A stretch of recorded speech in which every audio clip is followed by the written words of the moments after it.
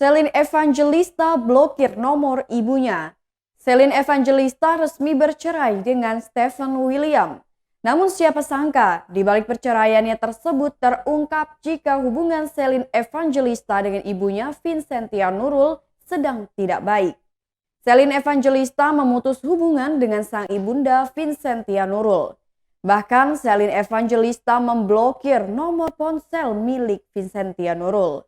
Hal ini terungkap saat Vincentia Nurul dimintai komentar terkait perceraian anaknya, namun ia mengaku sudah putus komunikasi dengan putrinya.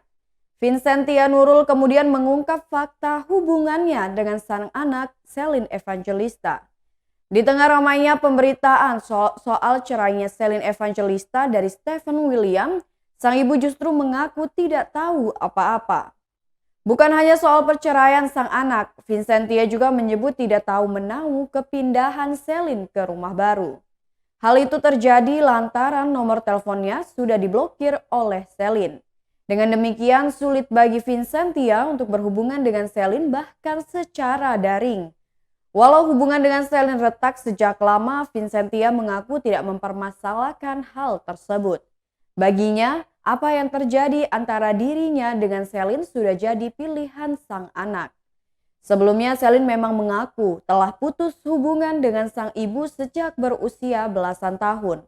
Walau demikian, Celine tetap menyayangi sang ibu sebagai wanita yang telah melahirkannya ke dunia.